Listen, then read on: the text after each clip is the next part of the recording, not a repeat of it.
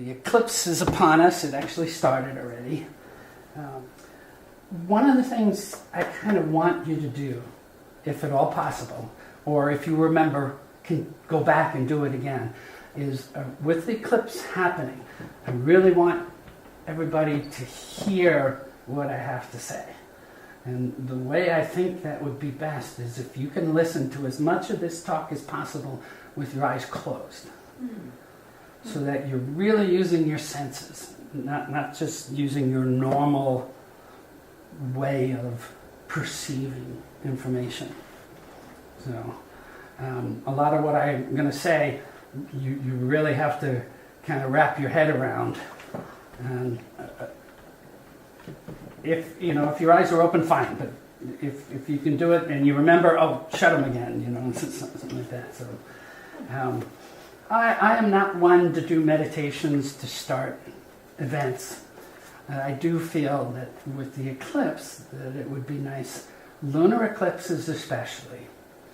They are a time for us to look backwards and then bring things forward so that they can be tied up and brought to fruition, cauterized and released to the universe or so on. But if we would just take a minute or two, just close your eyes and just think of things that might be bothering you right now that have tendrils to your past, that you're not feeling that you could get a lot of movement on at the moment, that you seem to be held back. And to know that, especially lunar eclipses, these are like dams bursting, the lunar eclipses.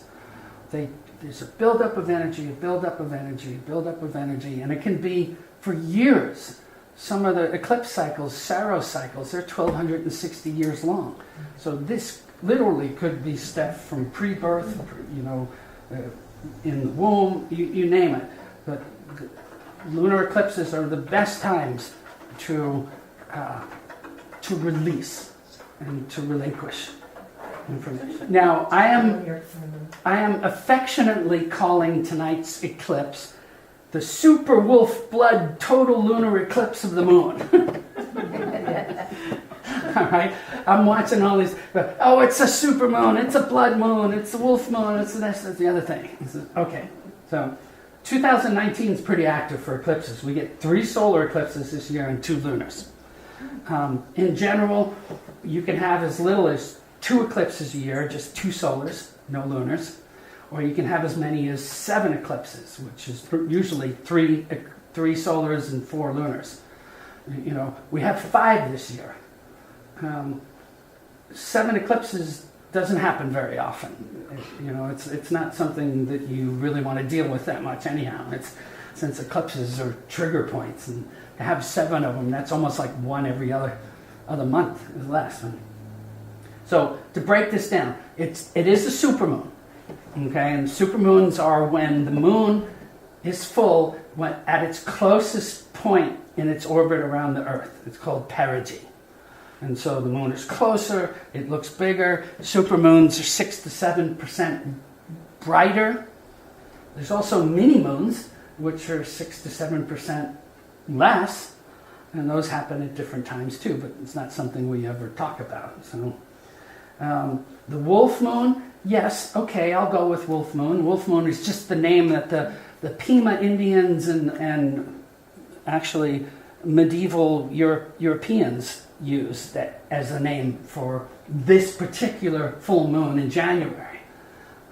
So okay, we can call it wolf moon. The total lunar eclipse, yes, it's definitely a total lunar eclipse. It's the last one we're going to see here. There is another one that happens May of 2021, but we're not going to be able to see it here. The next one we're going to see here is in the fall of 2023, and exact especially is up north, up in Oregon a bit. So that's the next one. And the idea that this is a blood moon, nope, not a blood moon. And so I'll explain that a little bit. First of all, back to the supermoons. Supermoons, they get higher tides. Everybody knows this. You always hear it on the weather reports. Oh, king tides, high tides, this kind of stuff. Those often with supermoons. And the way I like to put it is, it raises the tides in both men and sea.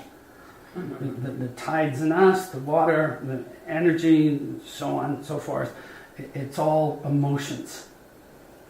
And interesting, the word supermoon was coined by an astrologer that I knew down in LA when I lived down in LA in the late 70s. A guy named Richard Noley, who we worked together on AFAN projects in LA. And he was the one that's credited in the world for coming up with the name supermoon. I just thought that was kind of cool. The brush with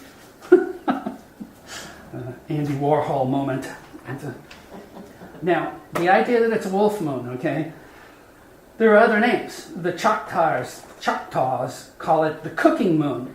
The Chinese call it the holiday moon. The Celts call it the quiet moon. That's kind of cool. Super quiet blood moon. Well, super quiet total moon. There's no blood in here. The pagans call it ice moon. The Cherokees call it the cold moon. But wolf moon's the cool one. The wolf moon's the one that everybody, ooh, like that. Now the blue moons, or the blood moons. There's 3 different definitions for a blood moon. Okay? The first, it has to do with the color. All right? Most lunar eclipses are reddish, i.e. blood color moon. And it has to do with being low on the horizon and the light refracting around the Earth and through the atmosphere, and it brings out the red shift. So many are called blood moons just because it looks red. All right? Then there's a hunter's moon, which is the moon in October. The hunter's moon is one of the Indian names, but there's also certain Indians that would call the October full moon the blood moon. All right, had nothing to do with what's happening tonight. But those are 2 of the definitions. Now, the third definition of the blood moon, the one that I like the most, is called lunar tetrads. And it's when you get 4 distinct moons of the same cycle, full moons, all in a row. Boom, boom, boom, boom. All right, and they all happen in a pair. And those are called the blood moons. And they were popularized in 2014 by religious fundamentalists, John Hagee and those guys, and has all the prophecies with the Bible and stuff like that. I got the quote, the main quote, Joel 2:31, when the sun basically goes to darkness and the moon turns to blood. That's the great and dreadful day of the Lord. Problem is, they happen all the time that way. That's how they always happen. But he really wrote a whole book about the tetrads and how they fit in with the things that happen with Israel and all this kind of stuff. And I did all sorts of research at the time and did talk on the blood moons back in 2015. And the 17th, 18th, and 19th century didn't have any blood moons. The 20th century has 8 of them over the course of the 100 years. We have one. We had one back in the 2020s. We have one in the 2014s. We don't have any in the 2020s. We've got one every decade all the way through to the end of the century, except for the 2080s. So they happen quite often. And to me, they're not really religious. They don't really apply that way. They do apply for the idea that you get 4 lunar eclipses in a row as part of the same cycle. You're releasing and releasing and releasing, and it's all about bringing things to seed and letting go of the anchors and lightening up and dealing with cauterizing old wounds and all these kind of things. But that becomes personal, dependent upon where it's in your chart. It becomes societal, dependent upon where it's triggering in the sky and what planets are in effect with it and so on.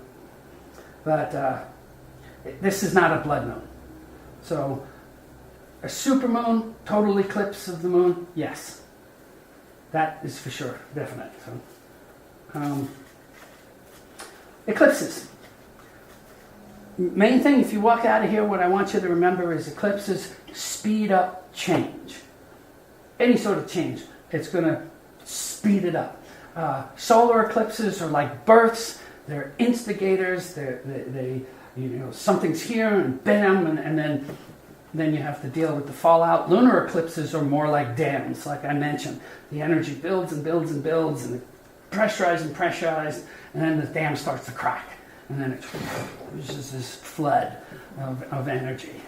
But the solars are extroverted, have to do with self-expression and creativity, the I am part of you, the conscious part of you, what else did I call it? Oh, it tests your strength and resolve to be on your path and to move forward and so on.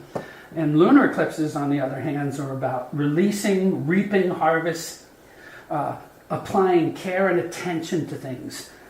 What needs attention? If you don't attend to it, it's going to die on the vine, or if you do attend to it, and then it's going to reach harvest. That's the big message in lunar eclipses. Is, do you pay attention to it? Do you not? Do you want it to die and be out of your life, or do you want it to come to fruition, bear seeds, and be part of your lineage and your legacy and so on? So this is the distinction between the two. The eclipse fears and superstitions. In China, it was the celestial dragon was eating the sun.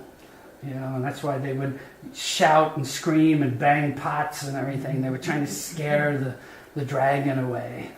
In a lot of American Indian cultures, they say that the moon is or the sun, moon, whatever, it's usually the sun. They're talking about solar eclipses usually. The sun was bit by a bear, and it's being swallowed up. And in India, they believe that you don't prepare any food at the time of an eclipse, because the rays that are coming down, especially from a solar eclipse, they consider them poisonous. And they don't want the children and the pregnant women to be out. They want them inside and so on. And one of the things, I'm going to explain that a little bit more, but right now I'm going to skip over that as to why there's such often dangerous or evil omens around eclipses. The one I like the best, though, is the people of Togo. They believe when they see an eclipse coming, everybody in their culture has to stop fighting, no discourse, no conflict, and if everybody in their tribe does it, it'll happen to the whole world at that time. And so they see eclipses and they know eclipses are coming. It's like a loving for the whole tribe. They stop all conflict, and then they impress upon their visualizations in a way that it's be spread out around the world. And I like that. I would like to see that become more of an issue when eclipses come up, rather than the omens. Oh no, we go inside, run inside, don't, save your eyesight. Okay, as far as the negative things about poisoning food and something like that, one of the things that we do know is that positive ions, or positive energy, positively charged energy, is healing energy.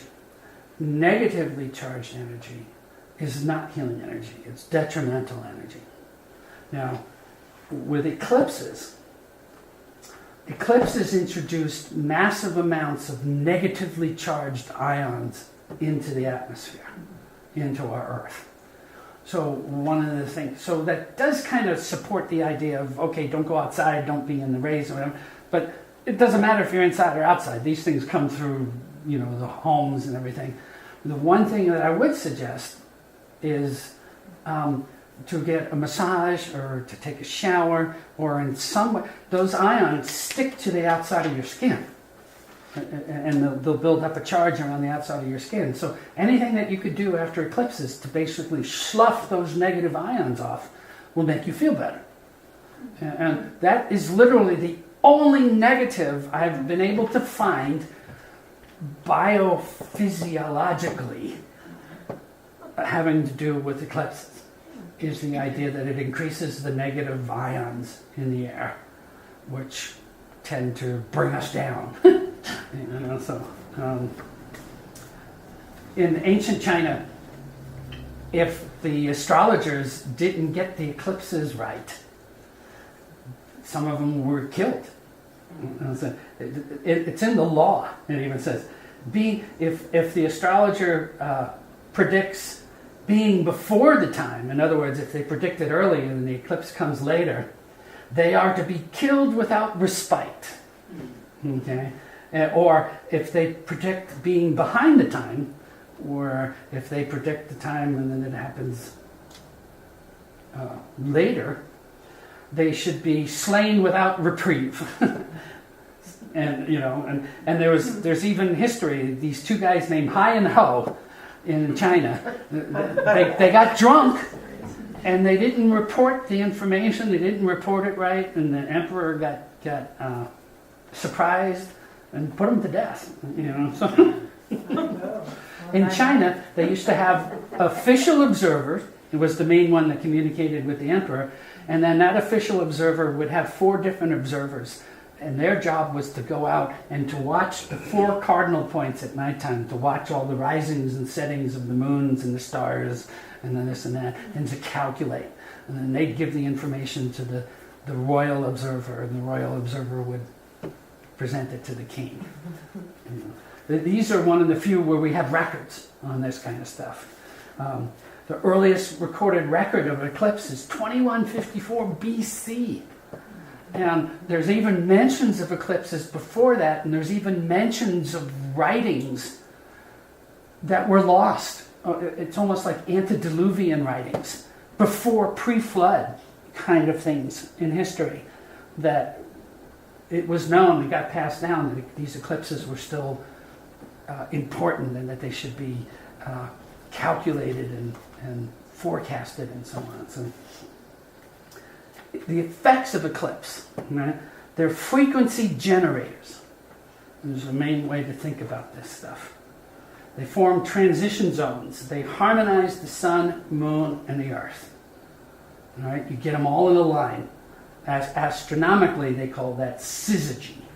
Okay, but you've got the masculine energy, the sun, the creative, outgoing, forceful energy, lines up with the earth, and then the moon. The moon's the internal, feminine, receptive, reflective energy. And then the outcome is the earth. So we get like the Father, Mother, Son, the Trinity. The Trinities all through all of the different religions and ancient sacred writings and so on. They always talk about the Trinity, the masculine, feminine, and then the progeny, the father, mother, the son or daughter, so on and so forth. And this Trinity, or when we get our 3 planets lined up, like, well, sun and moon are luminaries, but I'm calling them planets. We get 3 in a line. It creates a vibrational frequency that harmonizes the 3, that allows all 3 to partake of the same sort of energy. And it builds up, and then triggers. There are these trigger points. In the case of the lunar, it's the dam breaks. Boom. With the solar, the trigger points are usually after the eclipse, and it's something like Mars comes along and makes a square 90-degree aspect to the eclipse point. And bam, things get triggered. And you can have any planet whatsoever, even the moon will make a square 1 week later from a solar eclipse. And so squares and oppositions by transit are the trigger points that tend to trigger solar eclipses. So, now, eclipses can magnify things to the point of distortion. Too much harmony, too many things out of phase, dissonance, and so on, and they can bring about a crisis. Okay, but in general, eclipses are bringing issues to light. And at a personal level, it usually takes what a person is feeling personally, and that person wants to then put it out in society. And so that's why eclipses always tend to have these cultural things that happen, because people feel like they have to spread it. They have to, spread it out. It's either the birth of a new thing or the fruition that they want to show off or something. But societally speaking, it's a time when the person or the populace can then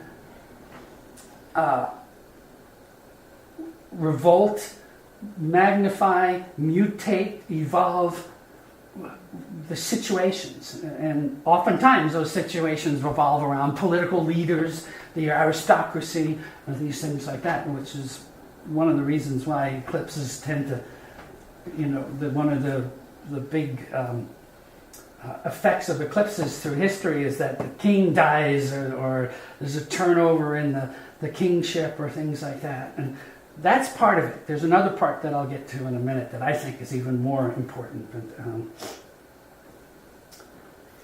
So, eclipses, if you don't flow with them, they bring crises. If you're unable to run with the speeded up energy, and you start, no, I don't want to go, hold on, hold on. Things like this always remind me of the scene in the movie The Jerk with Steve Martin. If you've ever seen that. Has anybody seen that? Yeah. That point where he had made all his millions and then they all sue him and then he has nothing left and he's leaving his big office. And it takes him like 10 minutes to leave his office because he's trying to get out the door and he keeps on grabbing things that he can't live without. And by the time, 10 minutes later, he's walking out the door, you can't even see. He's got all these things from his office he's trying to carry outward. And it's classic. Usually what happens when you hold on too much. But crisis, the definition of crisis, I took this as means to separate or to distinguish. And in particular, I thought this was great. The point in the course of a disease, at which a decisive change occurs, leading either to recovery or to death. Now, I want to go back and change one word in there to make it applicable for eclipses. The point in the course of a lifetime instead of a disease. A point in the course of a life at which a decisive change occurs, leading either to recovery or to change. Actually, that's two words. Instead of recovery or death, recovery or change. And that's the definition of crisis as it applies to eclipses. The difference between solar and lunar eclipses. For the solar, the moon's shadow falls on the Earth, which right there is a whole lot of esoteric information that you could deal with. All right? The feminine shadow is falling on the Earth. The feminine is blocking the masculine energy. And the result is the shadow of the feminine on the Earth plane. So I'm not going to explain that one too much more until I get later. Right? And the solars is when the moon comes in between the sun and the Earth. Now the lunar, it's the Earth's shadow is falling on the moon, because the Earth gets in between the sun and the moon. And so in using that Trinity concept, the son or the daughter or the progeny's shadow is falling on the mother. And so even that, it just think on that one. That's something to think about. Solar eclipses, the shadows are never more than 167 miles wide, and they cruise along the Earth, depending upon whether at the poles or the equator, anywhere from 1,000 miles per hour to 5,000 miles per hour. Zip across the Earth with just a 167 mile wide swath. All right. Here, at our latitude, eclipses move at 2,280 miles per hour. Right? So there's 6 types of eclipses. There's 4 solars and 3 lunars, which I think is kind of neat because that adds up to the 7 main planets and the 7 chakras and all this kind of stuff. But I haven't really been able to find a correlation between the different types of eclipses and the different chakras. I'm not sure there is. It probably applies more to the acupuncture lines and the 7 major meridians in acupuncture. But we have total solar eclipses, which can never last more than 7.5 minutes. We have partial solar eclipses, We have annular solar eclipses, which are the famous ring ones, where the moon is too small, it's far away from the Earth, and you get a donut of light around it's total, but then not completely. The sun is shining out from around the edge, and that's called an annular. It has nothing to do with annual. It's just the name. It was given annular. And then they've just discovered literally a new type. They're calling it a hybrid eclipse. And the reason we never knew about it before is because nobody could ever be at different parts of the Earth at the same time to see it until just the last century. And that is, they are called hybrid eclipses that can start out as annular eclipses or ring eclipses and become totals, or totals that start out as totals and become annulars before they get to the end of their path. And so they're actually morphing in the process of the eclipse, and it has to do with the angles of the Earth and angles and so on, but that's way too technical. And then with lunar eclipses, you have the total, the partial, and what's called an appulse. Okay, and the appulse is where it's just the light shadow. It's not the darker shadow, and you can barely tell. It's just the moon moves through the lighter part of the shadow. So the appulse and the hybrid. So I talked about the eclipses. Could you explain that again? I didn't get that. The appulse. Appulse. Oh, okay. You get two different types of shadows coming off of in a lunar eclipse. Mm-hmm. You have the direct rays, okay, which form the dark umbra or the dark shadow.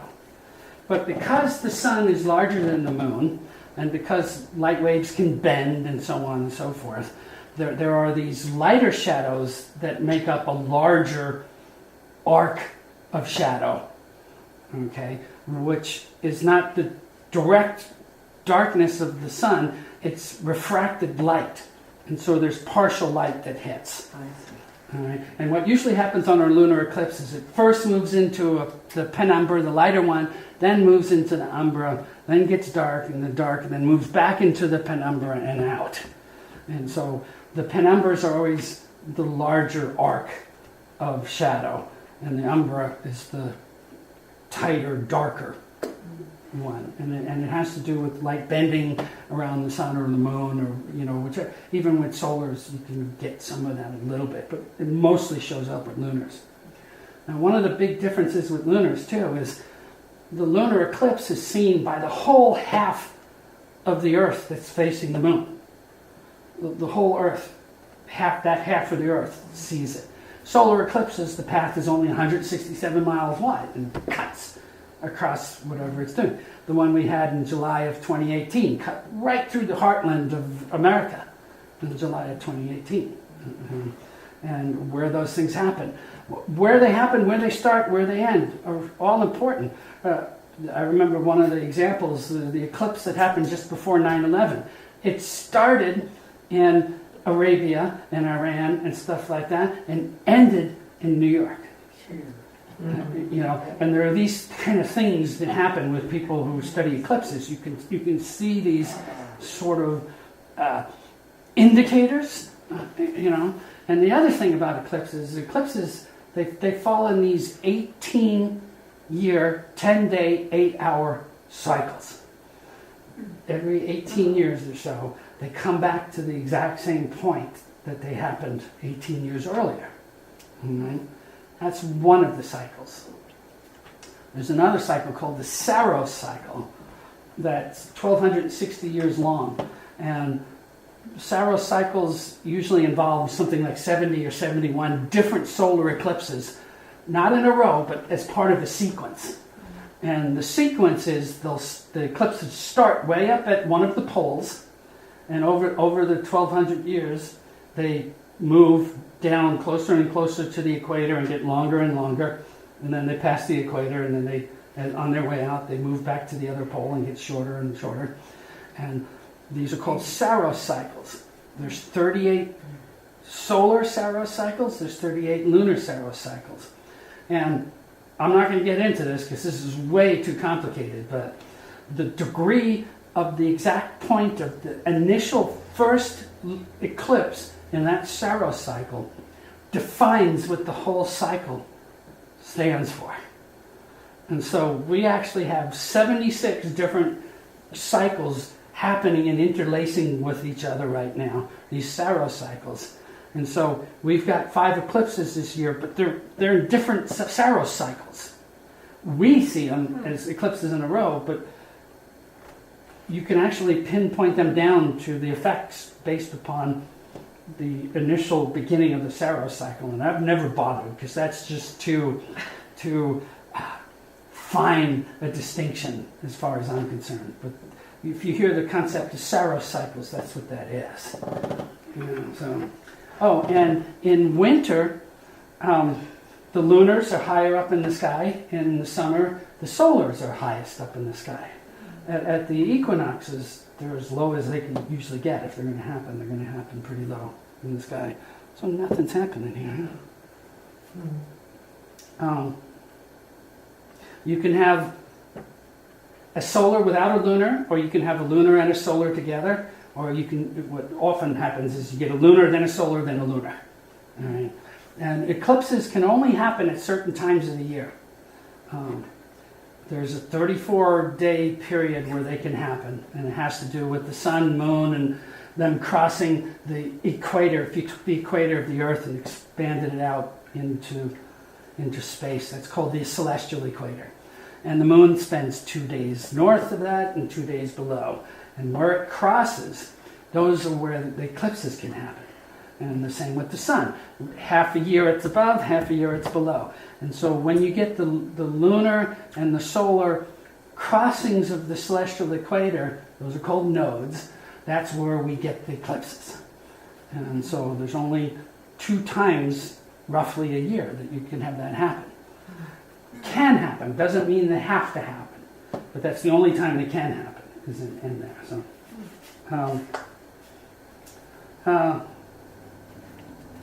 cover that. The longest lunar eclipse possible is 1 hour and 47 minutes. The one we had in July of 2018 was 1 hour and 43 minutes. The one that we have tonight is 1 hour and 2 minutes. Okay, so just to put those things into perspective, I guess. Astrologers debate over how long an eclipse lasts in a chart. Ancient astrologer Ptolemy was the one that most people tend to follow, and they say as many minutes as the lunar lasts in minutes, or the solar lasts in minutes, that's how many years the eclipse is in effect. So if you get a 7.5 minute long solar, it's supposed to last for 7.5 years. And the same with the lunar. As many hours as the lunar can be in effect, from penumbra to the end, is how many months the lunar has in effect. A lot of people do this. I don't agree with that one at all. I've never seen it work that way. I've never seen it happen that way. I agree with 2 other theories, and one of them was put out by this guy named Jansky, based on some very ancient writings, actually. But it's a solar eclipse lasts until the next solar eclipse, which is roughly a half a year. Okay? And then when the next solar eclipse, well, that one then supersedes the effect of the one that was just happening, and so on and so forth. Okay? That one fits, especially when I start talking to you guys about being born before, during, or after a solar eclipse. A little bit. All right? But what I have noticed, especially that I really like to pay attention to, I call it the wave disintegration theory. And it is, you have an eclipse point. Let's say it's at 0 Aries. All right? And that's a solar eclipse. Well, 3 months later, the sun is going to be exactly 90 degrees from that point. And it's a square, and those are triggers.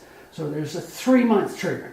Then 3 months later at the opposition, there's another 3-month trigger. And then 3 months later, there's another 3-month trigger.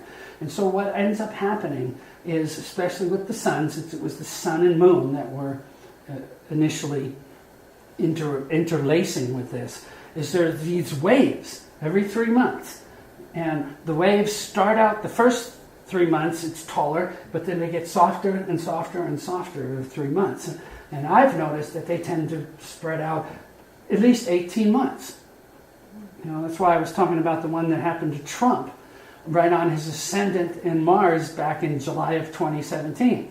And I said, oh, that's going to pull him down. That's going to, he's going to be,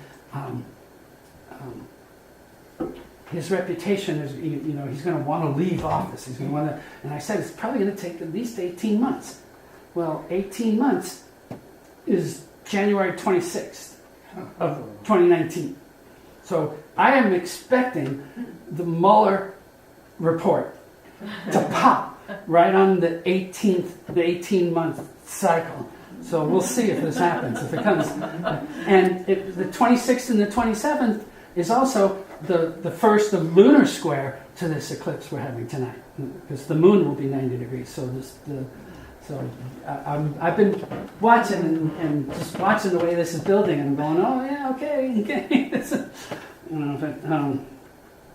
So I like the Jansky, solar to solar, but I also notice that there are these various different sine waves that happen according to the sun. Now you can also look at, when is Mars going to square it, and for this eclipse right now that we're having, Mars is going to make a square at 0 degrees Taurus in the middle of February. And this was part of my 2019 talk. I talked about the stock market doing a St. Valentine's Day massacre crash. And it's part of the Mars square to the eclipses, but it's also Mars-Uranus conjunction in Taurus and all these other things. But I'm going to be curious to watch what happens to our value system in the country come the middle of February. Because this is the last eclipse that we're having in the Leo-Aquarius axis. All the ones now for the next 2 years are going to be Cancer-Capricorn. And Leo-Aquarius is that look at me, put me on a pedestal, the Leo or something, and Aquarius is no, the good of the whole. It's what's that Spock phrase? The needs of the many outweigh the needs of the one. Right? That's this axis here. It's like who gets it? Is it going to be the Mars in Leo on the ascendant guy, or is it going to be society? So determining an eclipse, the strength and the effect of the eclipse, you need to know one, is it a solar or a lunar?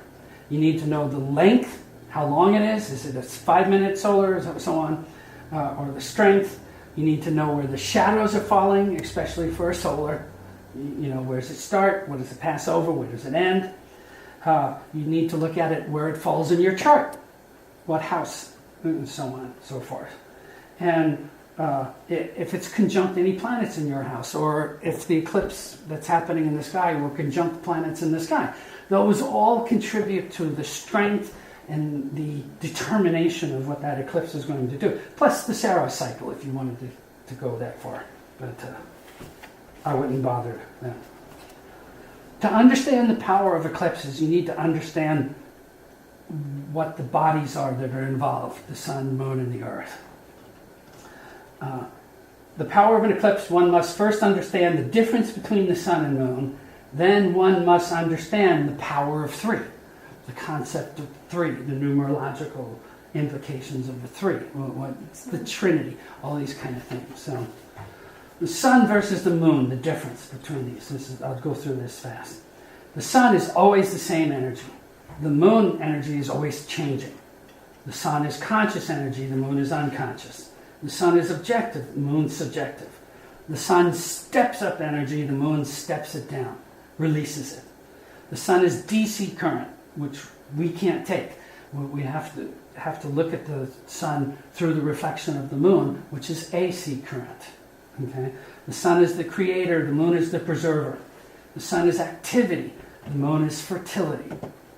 The sun's masculine, moon feminine, yang, yin, father, mother.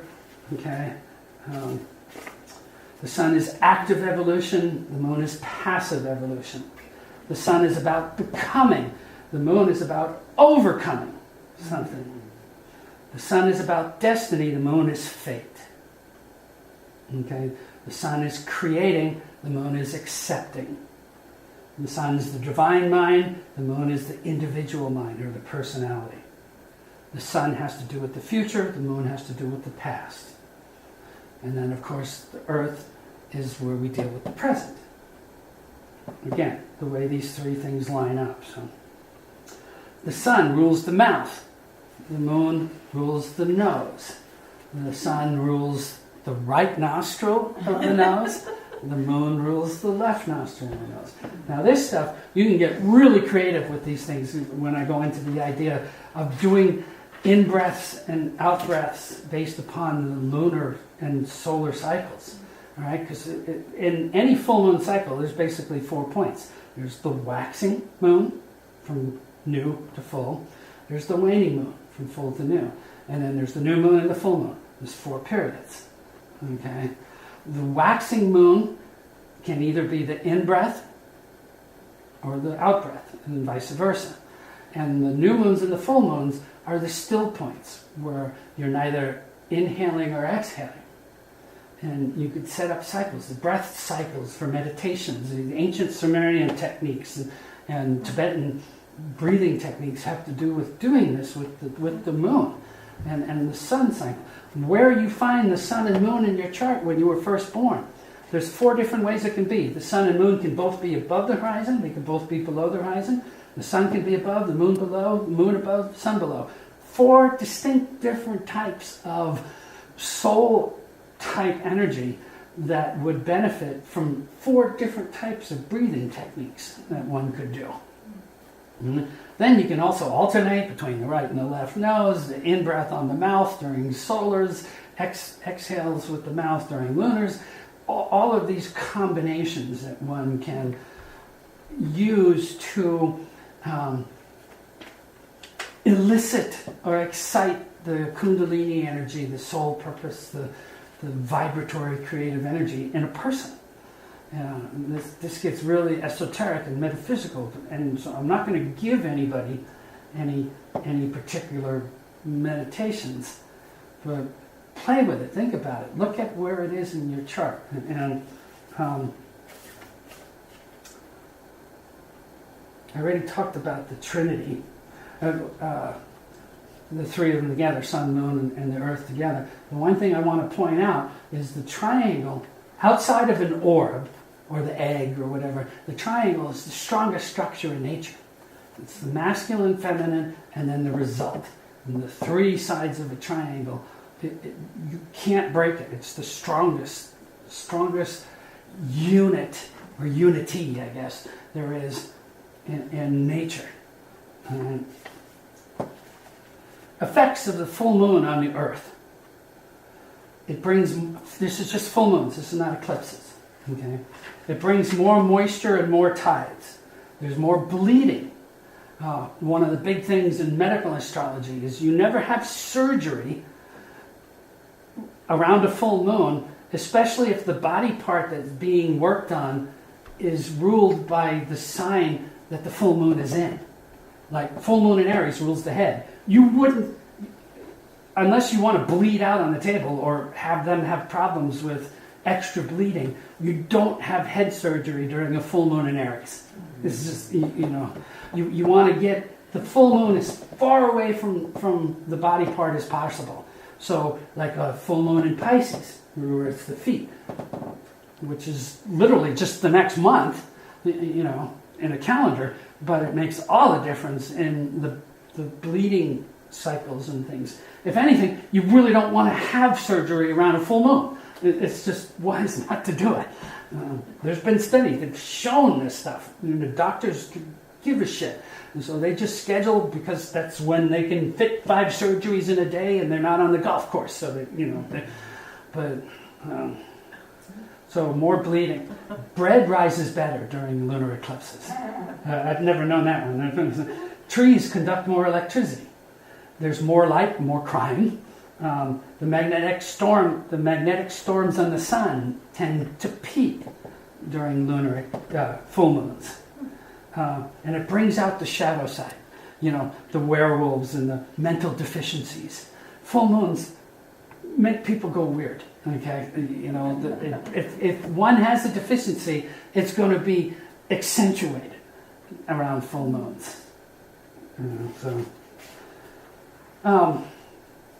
The moon, in general, absorbs 93% of the sunlight that hits it. only 7% of it is reflected back toward the Earth. That's visible light. It's interesting that the moon reflects back 3 times as much infrared light. By the light reflecting off of the moon, it bumps up the infrared energy coming at us. Any full moon, anytime the moon's getting larger and larger, we're getting more and more infrared, 3 times as much as the visible light. During lunar eclipses, that visible light, there's a crazy that during eclipses, the infrared falls to 0 coming off of the moon.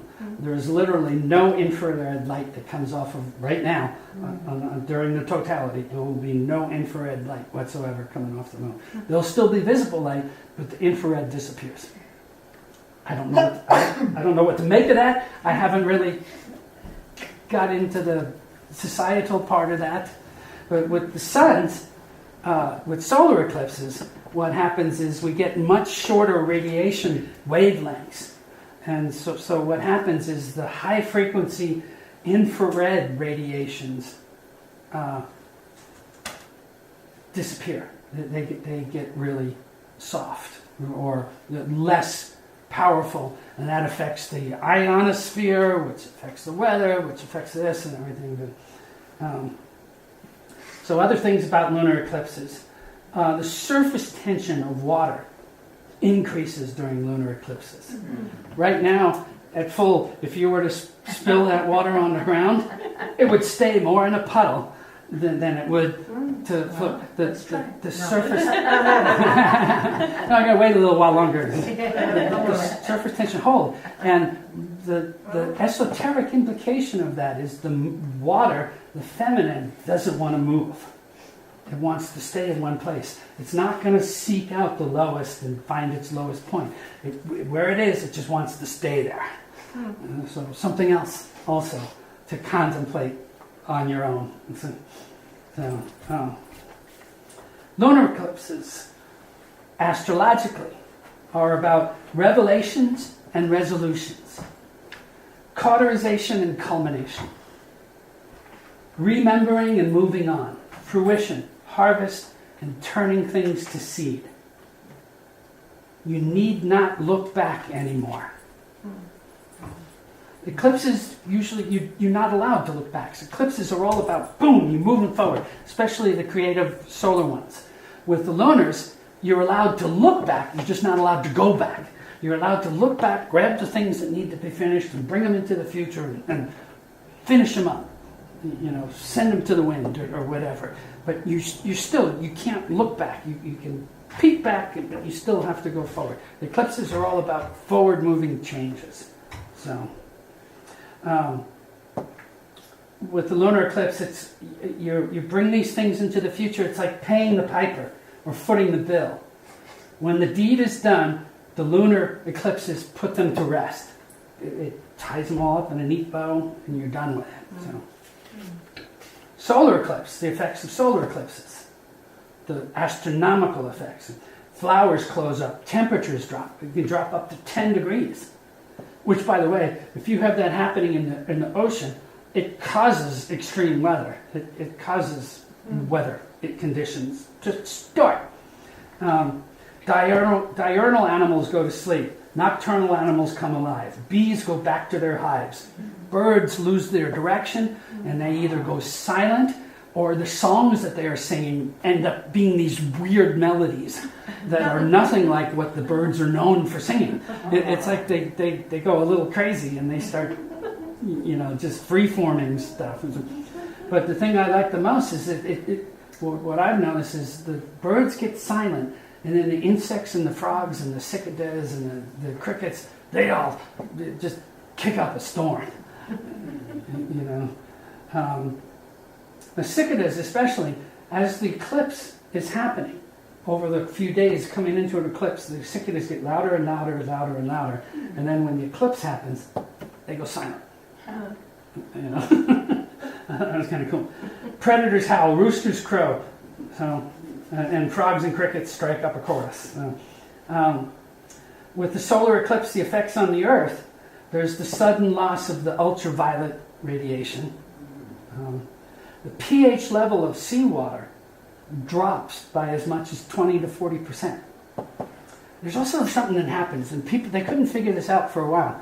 People that were mapping the ocean floor, they'd map the floor and then they'd come back at different times and they'd find out that almost consistently there was a 200-meter difference between what the bottom of the floor was at one time when they measured it and another time when they measured it.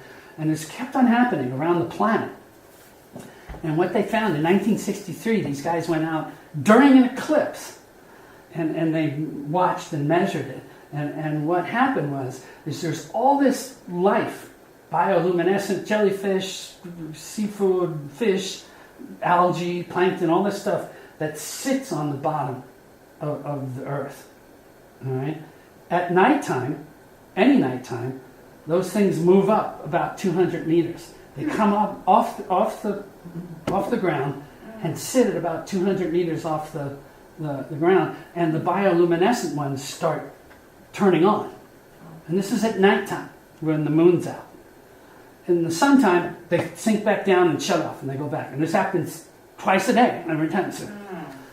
But during eclipses, it also happens, but not as extreme.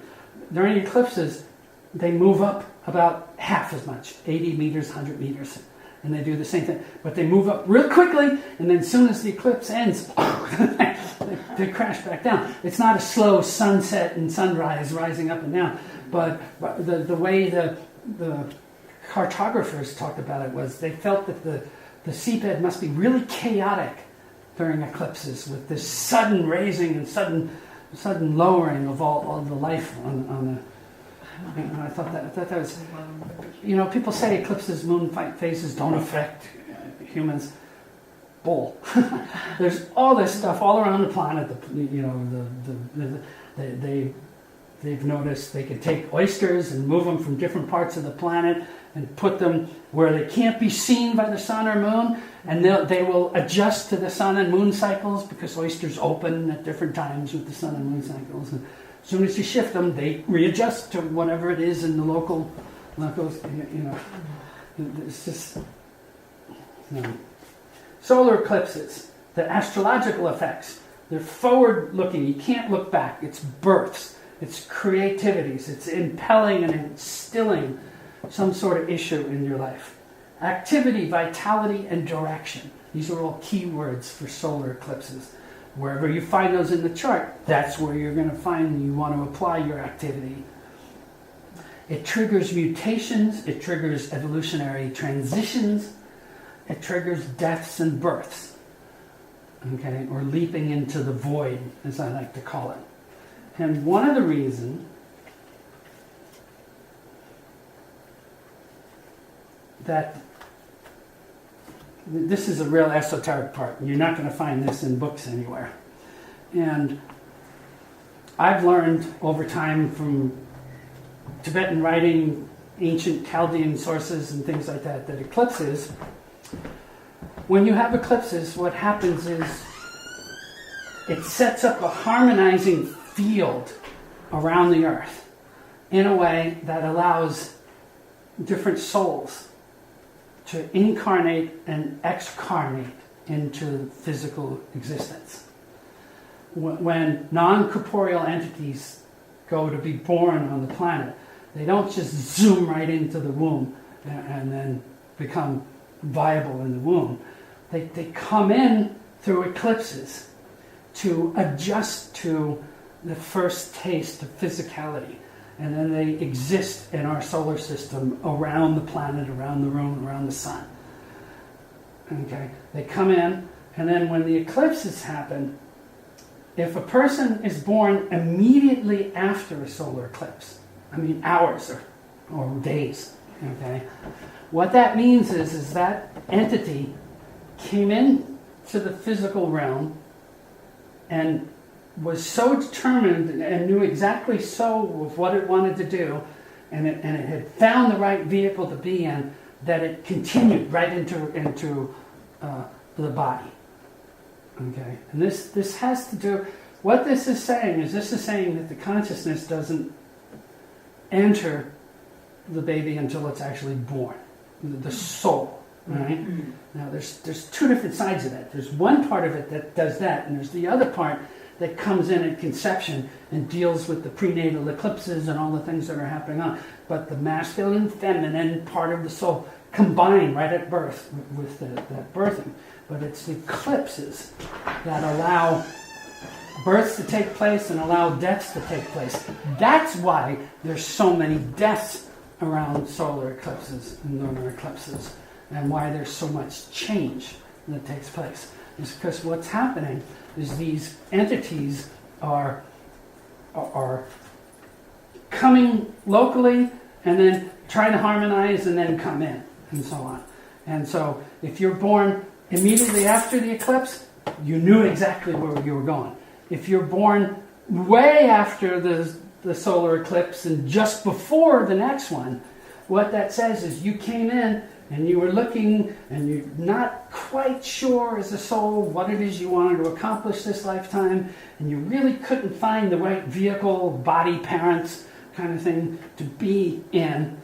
And the closer you get to being born just before an eclipse means that had you not taken a body, you would have had to go back out again and then come back in at a different time. Solar only, not lunar. Mostly solars, yes. What I've understood and what I've seen is the solars have to do with births. Okay? The lunars have more to do with deaths that happen. So, same thing with deaths. If you die immediately after a lunar eclipse, person was done, person was ready to go, ready to move on. If they die, just before a lunar eclipse, they were ready to go at the prior lunar eclipse, but they were still hanging on. They didn't feel like they were finished. They weren't ready to go. They're holding on, and at the last minute, it's like they get pushed out in a way. Now, the other thing that's really esoteric about all this is the idea of that there are non-corporeal entities on the earth. Angels, demons, guides, spirits, these kind of things that all exist in planes around us. These guys try to influence the game during eclipses. The angels are in there rooting for the ones that they want to come in, and the demonic ones are the ones that are trying to bring in the evil ones. And that's why you get so many things like people wanting to meditate around eclipses, or satanic rituals around eclipses and things like that. Part of it is this inspiration that's happening on the non-corporeal levels, where it's almost like a game. Who's going to win the game? Like, who can we get in? Can we get the Messiah in? Can we get, who's coming in this time? And there's literally, it's almost like a football game. Where there's ones betting on the sides and cheering their teams and the coaches, and it's literally an esoteric issue about the power of the eclipses. The more powerful the eclipse, the easier it is to get souls in, and so on and so forth. But it's this concept about the idea that when the sun, moon, and the earth line up, the frequencies harmonize to the point where it sort of opens up the windows, or allows the permeation into the physical realm. Not necessarily the physical body. The physical body happens over time. And so understanding, looking at where you were born, just prior, after, during eclipses, and so on. If you think about that, if you seriously think about it, and if you see you're right in between two, then you're just kind of average. It's an average life. If you're born few hours, few minutes, few days right after a solar eclipse, those people are usually driven. They have a particular distinctive message that they are driven to do. It's almost like burning the candle at two ends. And if you're born just prior to solar eclipses, these are the meditators, the ones that, everything's okay, I don't really have to push, I'm just here, I don't quite know where I'm headed, I'm just floating. It's more of I'm at peace because I don't have this soul urge that I have to accomplish something. If anything, I waited so long because I can't find the right vehicle and so on. I'm not too worried. This lifetime is not really going to be one where I just go balls out for wanting to accomplish something. And now that may disillusion some people, all right? Especially if you're born seconds before a solar eclipse, because that basically means I can't find. What am I going to do? What am I going to do? Oh hell! I'll just take the first thing. That's the second best. Okay, or I'll take the third best body. And those are the people too that usually end up in families where they feel like they're just, I don't belong to this family here. Okay, these are not my kin. And the issues about them wanting to go one way and the parents wanting to go another. It's often has to do with that.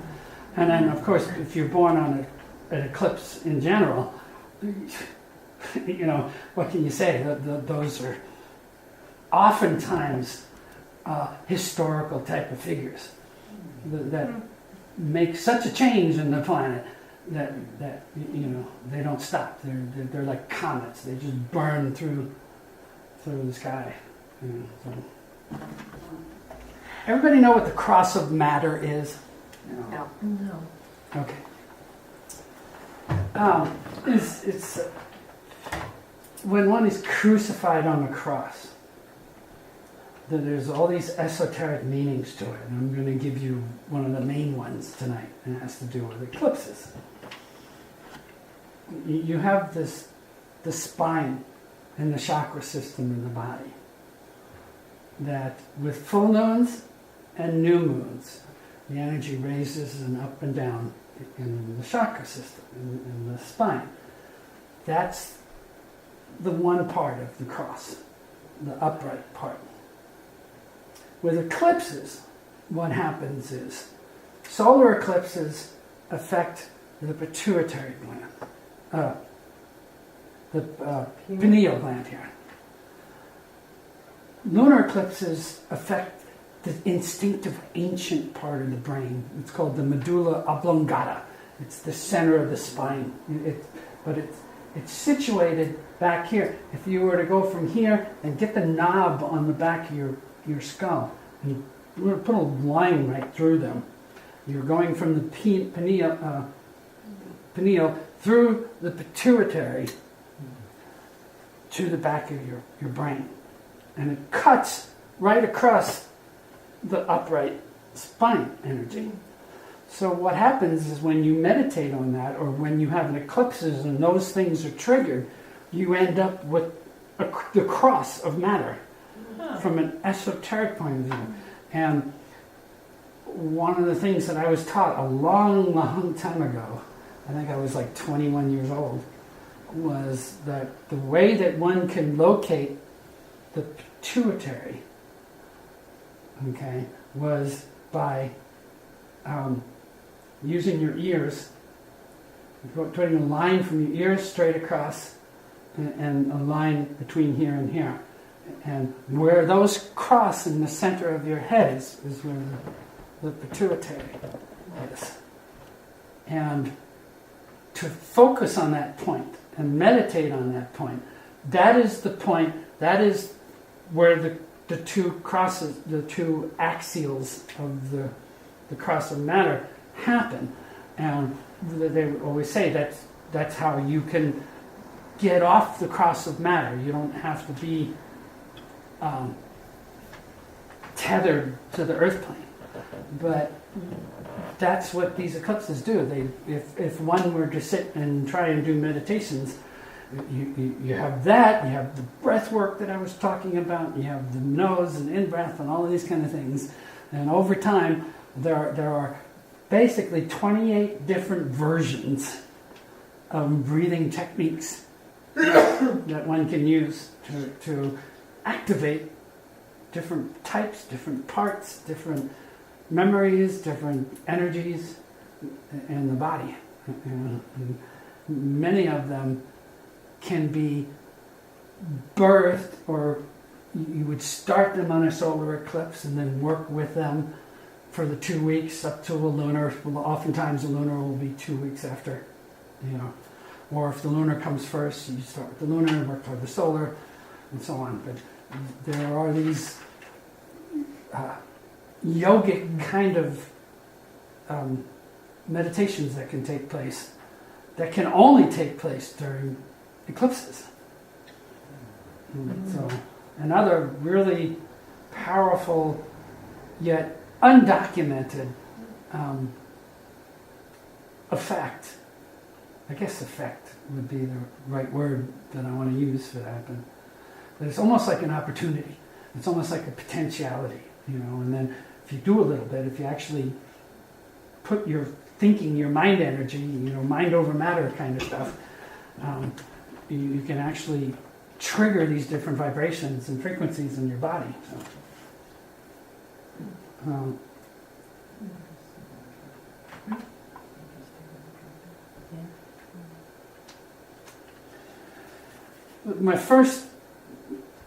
where I first heard about these kind of things was almost an ancient Sumerian references. And then this is the kind of, I got half my chart in Scorpio. This is the kind of stuff I love to research, you know. So I've been researching this kind of stuff for decades, you know. And it's not the kind of thing that you could just stay on. You get a little piece, and then maybe a year or two later, okay, that fits with this, and, you know.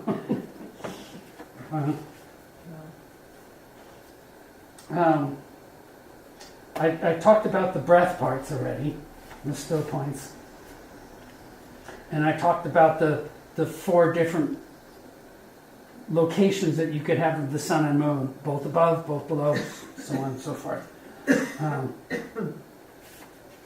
Now, even by transit, right now we have the moon above, the sun below. If one was working with just wanting to attune to nature in general, one would do a meditation that involved the lunar being conscious and the solar being unconscious. And so you'd downplay the mouth or the right nostril or the in-breath, and you'd upplay the exhalations and the nose and all the things that are attributed to the moon versus the solar. And you end up with, you know, over the course of a month, these 4 different versions of where the sun and moon can be in the sky. Okay. Now, here's something else to think about. I'm probably leaving you with more to think about than I'm telling you, but what does the position have to be for a solar eclipse? Where would the sun and moon be? On the same side of the earth. Up in the sky. It's the only place they have to be overhead. It's the only way a solar eclipse can happen, with the sun and moon both above the horizon. What about lunar eclipses? There's only one way that lunar eclipses can happen. It's a great illustration. There you go. So here's your, this is the penumbra part here. This is the umbra part, if that helps. Mm-hmm. Okay, and it's, you know, passing around and through and so on. I'm from Griffith Observatory. Where's it from? From The Griffith. Oh, okay, so they moved it. Oh, so that's the one right now. So if we could see outside, that's what we would be seeing, because we're pretty well the same longitude as LA. So lunars can only take place with the moon above and the sun below. And even knows to think about the placement of the sun, the luminaries, and what is necessary for them to take effect. Okay? Because when the planet is below the horizon, it internalizes the energy.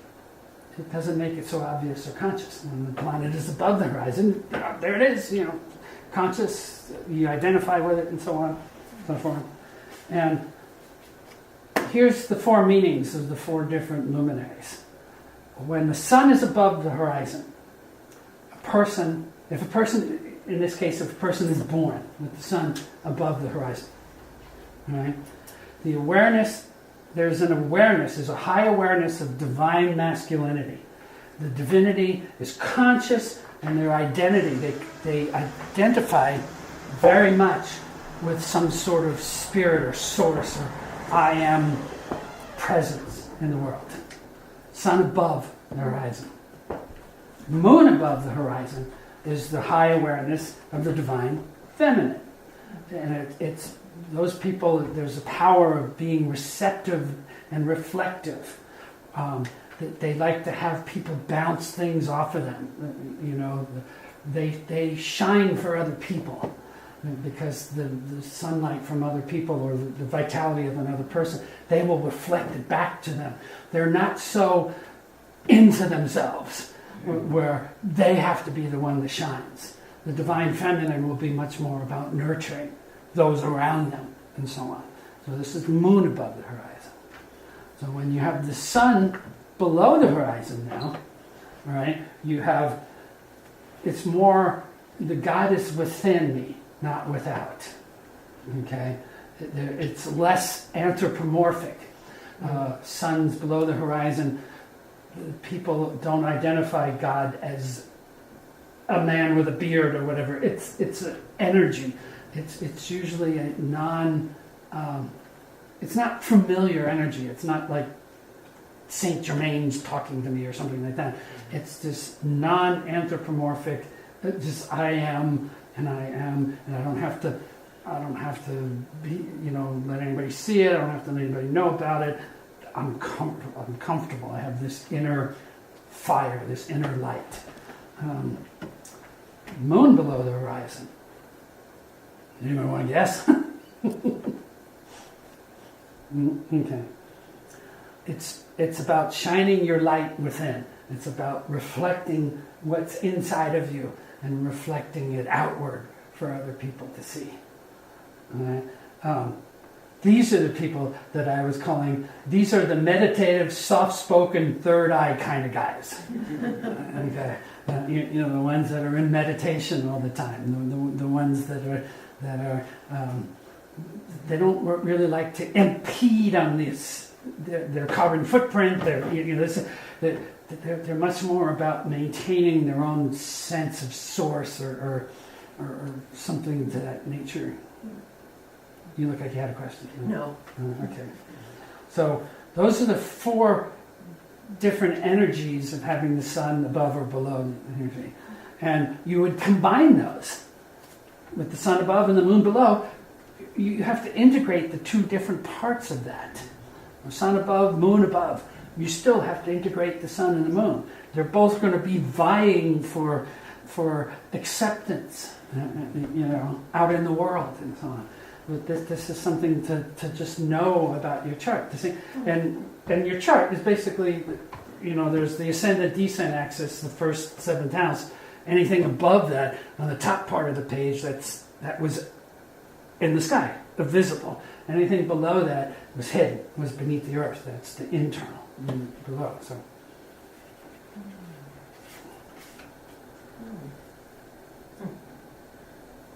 Okay, here's a little bit more on the before or after a solar eclipse.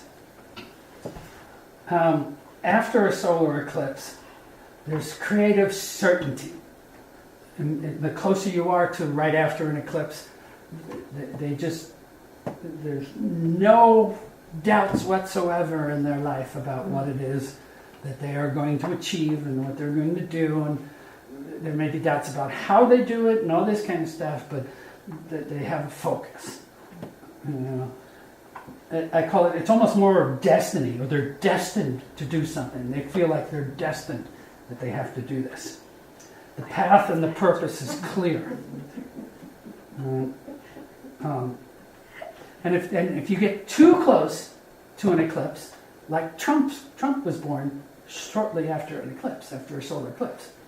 But if you're too close to an eclipse, you get an arrogance, you get blinders on. It's like you'll step right over people to get to to he was born just like an hour and a half or so. I was born 14 hours after a solar eclipse. So I'm nowhere near as arrogant as them. But I've known ever since the time, it was music and astrology. It was boom. This has never had any other need to do anything. And it's a real strong mission that I want to do this. Prenatal eclipses. You can get eclipses about every 6 months. So in a 9-month birthing process, you're going to have at least one prenatal eclipse. Now remember, that prenatal eclipse is when the entity that was born first came into and reduced its vibration to a more physical plane. I call it the soul Gaia system. Where first taste of physicality. Not the physical body yet, but the first taste. It affects the body in the womb, yes, but the soul part of it is still there. And so what happens is there is a memory that attaches to this, even in the womb, about the feeling of that first taste of physicality, the emotions that come in. Emotions are only possible in the physical body.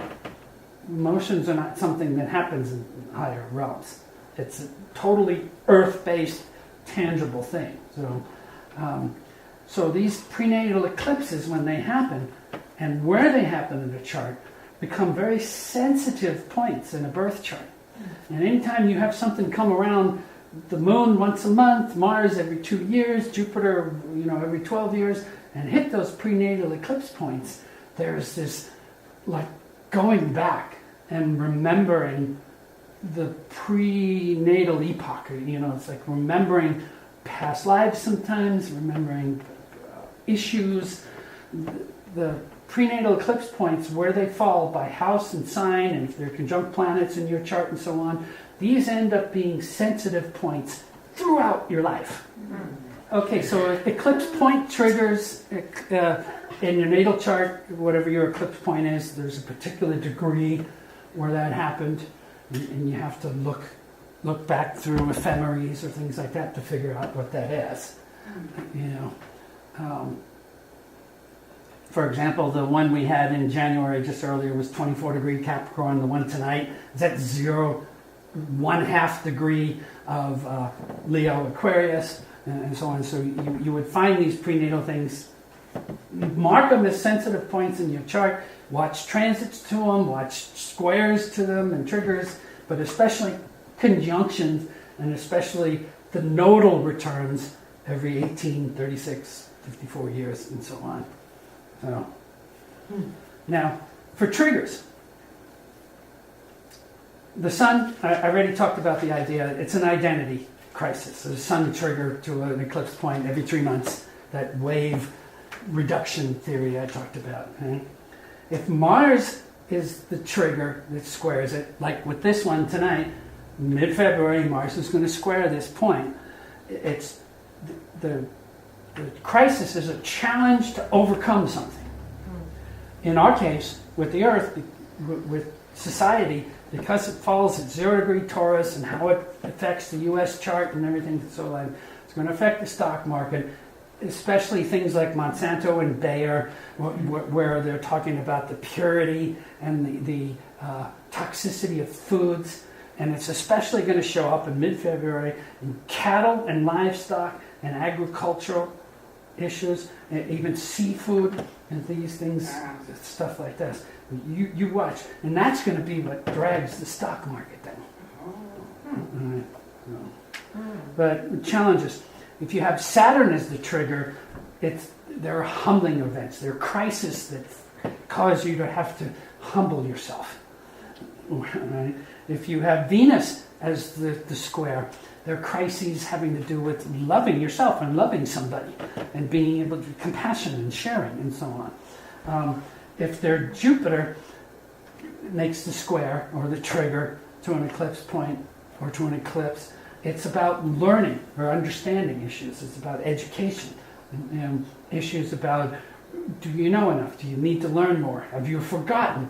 Or do you have Alzheimer's? All these kind of things that have to do with understanding and remembering and being brilliant, I guess. And with Mercury, it's always issues about communication. People lose their voices, this kind of stuff. Some people start to stutter on their eclipses. But if it's a trigger of society and squaring an eclipse point, which we don't have, the first one coming up is the Mars trigger. But if it was a Mercury trigger, it would affect transportation, communication, the post office, your emails, all of these kind of things, and so on. So, depending upon what planets trigger the eclipse points, where the eclipses happen in the zodiac, is how you can forecast what these things are going to do in society over the course of the next few weeks, months. What about Uranus going over that point in March? The outer planets, Not so much. yeah, you really only go out to Saturn because the outer planets take so long to form a square. You know, I mean, even the Saturn square, it can be as much as 7.5 years later. You know, than the solar eclipse. That was the initial eclipse point. So with Uranus, it just, you get that far out and so refined and so on. I will talk about the outer planets when you have planetary conjunctions to the eclipses. So I'll talk about that soon in here. So I talked about the trigger to the one tonight. For reference, the Leo Aquarius eclipses that we've had over the last 2 years, the last time they happened was the summer of 2000 to the summer of 2002. So at some point, if you go back and look at those 2 years as compared to the last 2 years, you're going to find certain similarities of issues and especially activities that you had to deal with that were very similar in your own chart. Okay. Yeah. Now, the ones that are coming up, this Cancer-Capricorn axis is coming up over the next 2 years now. It started in the summer of 2018, goes to the summer of 2020. The last time those happened was 1998. Wait. Summer of 1998 to the summer of 2000. Okay, so just stuff to go back and think about and so on. Okay, so eclipse effects by element and modality. If you have an eclipse in cardinal signs, so which is, you know, Aries, Cancer, Libra, Capricorn, right? They are personal challenges and you have to take them head on. Okay, so the stuff that we're having here in the Leo, we have the Leo one here. Those are fixed signs. But for forecasting, cardinal eclipses that happen in cardinal things, you have to just barrel into them. They're head on. You can't waffle. You just have to just dive in and take it on. You know, fixed signs. There tends to be you either want to, you wanted to keep the status quo. You don't want things to change. You want it to. You'll live with it.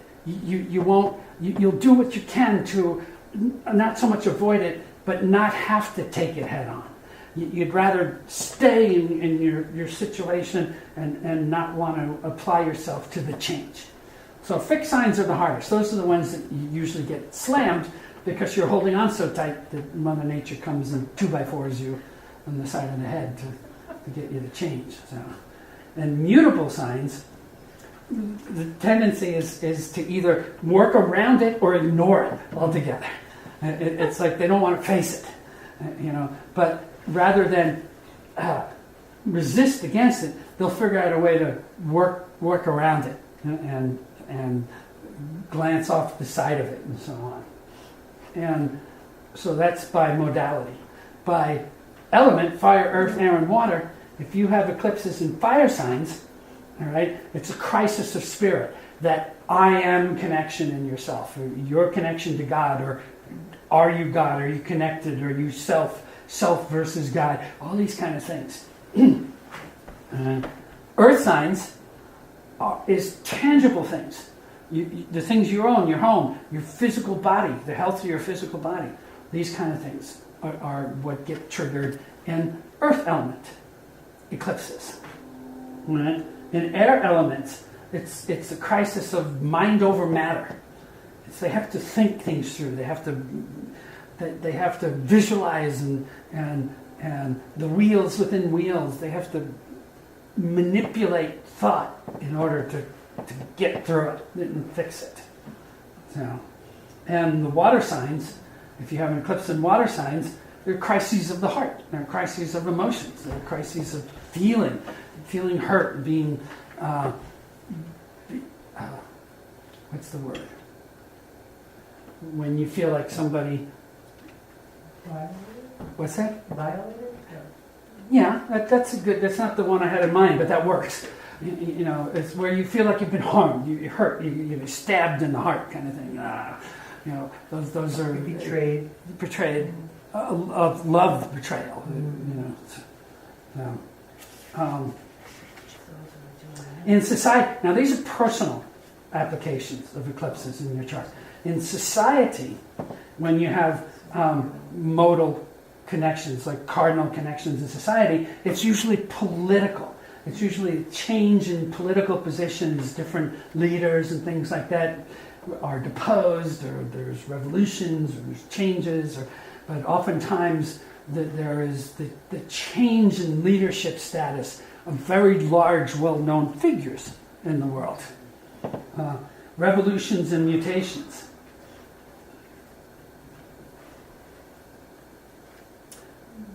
So this is an eclipse in Leo. Yes, So this is fire. yes. Fire and cardinal. Cardinal. Yeah. And not only that, but it's in the first decan, the first third of Leo, which the symbolism is the death of a prominent authoritative figure. Somebody who holds power. Oh, yeah, that's possible. I had said in 2019, for sure, with all the emphasis and SADS, that we were going to have at least one more submission to the courts for Supreme Court does this. yeah, at least one. You know, but revolutions, mutation. If it's fixed signs for societal forecasting for the stock market and things like that, fixed signs are commodities and agricultural products. They rule mines and minerals and stock prices, and have to do with seismic activities, livestock, pets, and seafood. Those are usually the things that get stirred up, triggered, and so especially fixed here, and a few things and stuff are going on, and it's like, along with the transits and things that are going on, I'm going to repeat this from the 2019 talk, and that is the purity of our food, the toxicity of our food, the recalls and the breakdowns of the supply lines and stuff like this is strongly in effect for the next 7 years. 7 years. Mm-hmm. And I've been saying, last time Uranus was in Taurus, 84 years ago, we had the victory gardens, and there was the shortages around the world from the war, and everybody had to grow their own food and all this kind of stuff. And I'm saying this time Uranus in Taurus, which starts now and goes for 7 years, we should develop vitality gardens, where people are growing the garden, the same thing, grow it in your backyard, but you're going to do it for vitality, and it's more about the purity and the organics are going to go through the roof, because we are going to come up with the technology to be able to perceive when regular foods have been poisoned or toxified and so on. And with the advent of that stuff, organics, everybody's going to want organics, and there isn't going to be enough, and the price is going to go sky high. So over the next 7 years, and this is not coming from an ecological point of view, this is coming from an astrological point of view. You need to spend more time sourcing your own local food, and purity of it. So, now, mutable, if you have eclipses in mutable signs and you're forecasting for the future, it's conditions of the populace. It has to do with marketing and commerce. Issues about buying and selling, things and trading and bartering and stuff between different populations, different cities, different countries. You get the breakdowns in you get the sanctions where they shut down,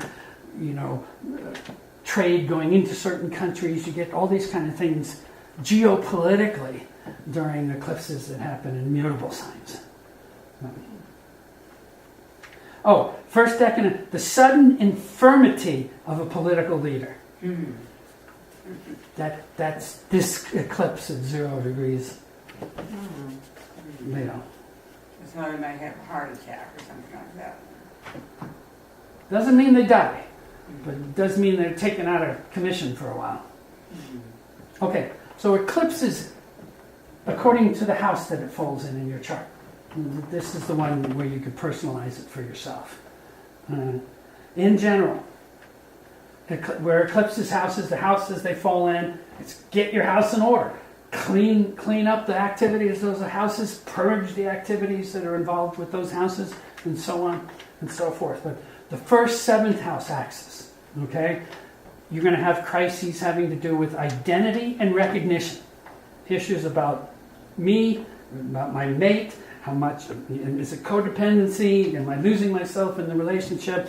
It's me, and being able to find your own distinct self within everything around you and not losing yourself in another person.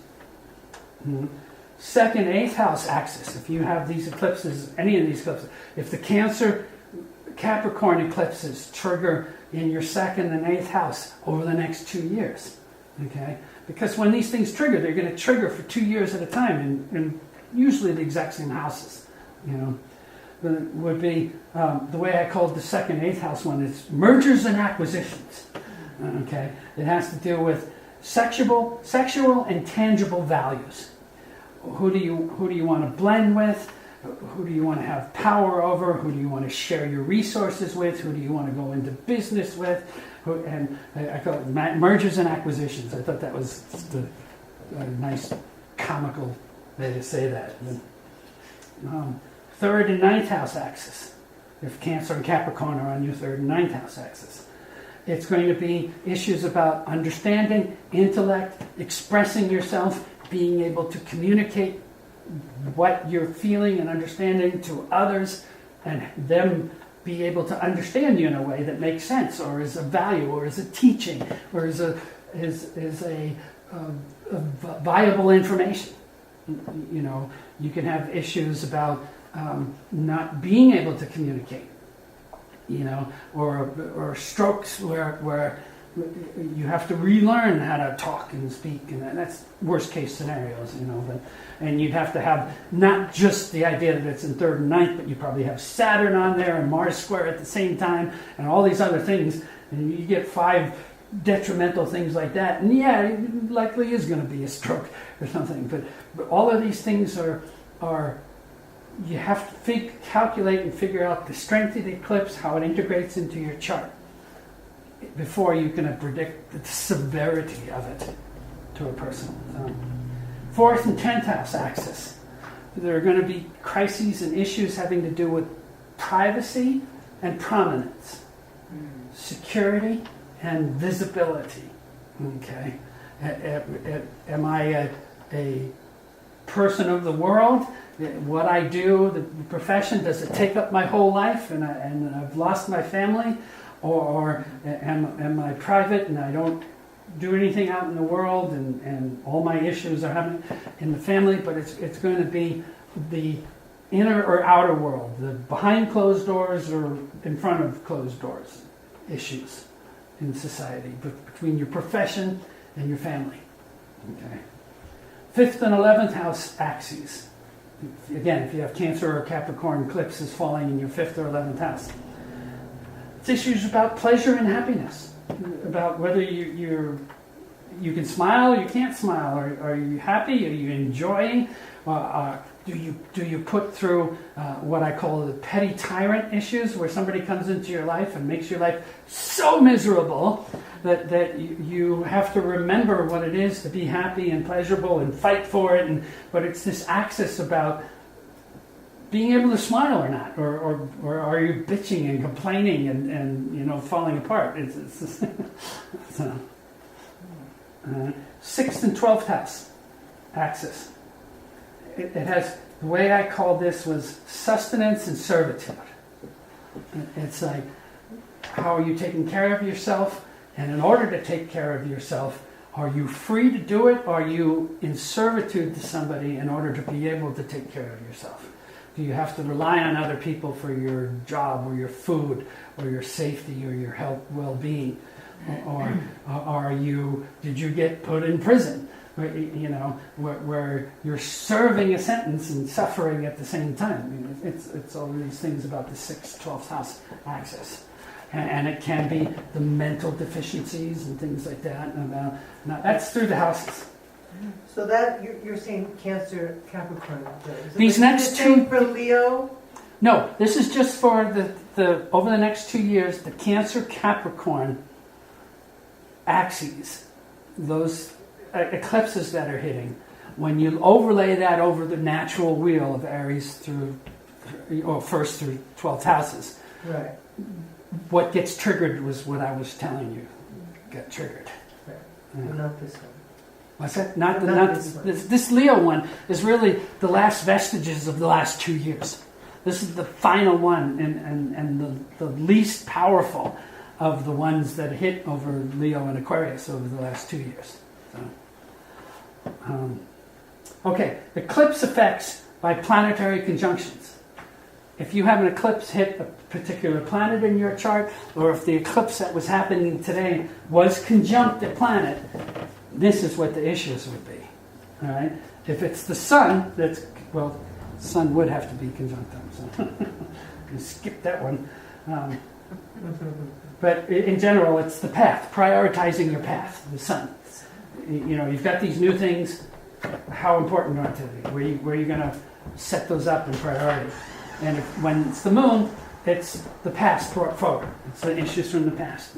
What do you do with them? So, if it's Mercury, there is this understanding that takes place, and then the crisis is, okay, now that I understand it, now what?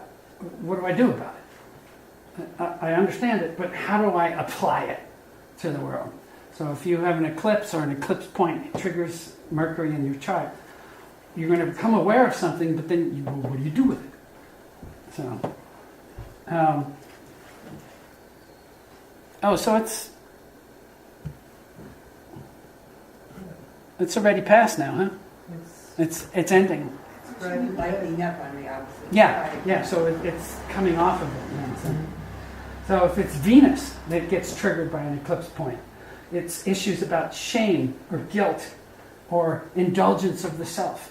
Being able to love yourself no matter what, issues that bring up that you wish never happened. You wish you could do penance for them or something, where you need to get through this self-love or lack of issues. And with Mars, it's action and determination.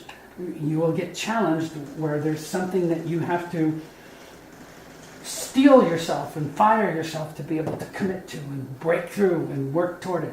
You usually have to really, really kind of get up steam, and you're fighting against the concretization where you don't move, and you have to force yourself to get up and break out. So, and with Jupiter, the issues are about trust and restraint. Okay, Jupiter usually you go too far. It's usually about, okay, hold it. Let's have some common sense here. And issues about trusting, whether it's the leaders or somebody tells you something, a teaching that you learn about, a religious tome or preacher, trusting what's being said. And with Saturn, it's you go crises of limitations. You have to deal with not being able to do something, or not having the money to do something, or something breaking and you no longer can use it as a tool, or even your body. So, and I call it the bills come due, you pay the piper. It's where you have to burn off your karma. So carry your cross. Now with Uranus, when you have Uranus triggering an eclipse point, or an eclipse point triggering your Uranus in your chart, it's issues about individuality versus conformity. It's issues about, do I go my own path, or am I one of the sheeple? You know, can I follow? Can I be independent, or am I being forced to toe the line? And am I going to revolt? You know, am I going to mutate? What's going to happen here to change that? And with Neptune, right? Neptune are issues about substantiation, and it has to do with Neptune. The thing that happens is you lose your identity into greater God force and the oneness of the world. All I and my brother are one. This kind of stuff. But when you have eclipse points to Neptune, there can be issues about you lose your footing, you lose your grounding. You don't remember where you start and where the consciousness or the guides or the angels start. And it's issues about maintaining a personality or an ego or the I. You know, when you talk to yourself, I like this, I then. It's issues, and it can be anything from drugs to medical conditions to spiritual epiphanies and enlightenment issues where you go into nirvana for a few days and you don't want to come back. I mean, it could be good or bad, you know, but there are issues about the identity or losing the identity. Okay, and with Pluto aspects have to do with, well, I like to call it turning your life into fertilizer. Okay, but it's really about obliviousness. What did I call it? Obliteration. The fear that you're going to be wiped off the planet. You're just going to stop existing. You know, it could be anything from the extreme side to be cancer things, and you think you're dying, to issues like the Star Wars. You know, Luke, I am your father. You know, kind of stuff where Pluto and Persephone myth, where you go through these life and death situations and you think you're about to die and be obliterated. There's going to be no... it brings up issues about legacy. It brings up issues about your progeny. It brings up issues about your ability to have effect in the world and not just be lost to the winds of time. So these are the planets. I'm almost to the done. I'm almost done. Okay, here's the last ones. These are eclipse effects through the signs. So when you have an eclipse in Aries, you have to put the self out there. It's recognition, especially career and profession. And this, again, has to do with the eclipses that are happening right now, the eclipses in Cancer and Capricorn. When they fall in Cancer and Capricorn, for sun sign Aries, these are going to be the issues that come up. About putting themselves out, recognition, career, profession, you know, standing up for yourself and putting your shingle out and saying, this is who I am, this is what I want to be remembered for. For Taurus sun signs, these Cancer, Capricorn eclipses, believe anything is possible. Life is just not about work, routine, and social expectations, but life is about miracles too. And so the Taurians have to learn that miracles can take place through here. That there's out of time things that can happen. For Geminis, it's issues that have to do with combining the body, mind, and spirit. You have to learn to integrate the three of them. You don't just work on the physical, you don't just work on the mind, you don't just work on the spiritual. It has to be a combination. You must blend the needs of all three. Again, over the next 2 years for Geminis. For Cancers, balancing giving and receiving. Self versus selfless service. And I used issues of like codependency or vampirism or things like this, where do you draw the line between giving of yourself and being selfless and giving of service to others? How much can you receive? Can you receive without having to give back? You know, learning the balance.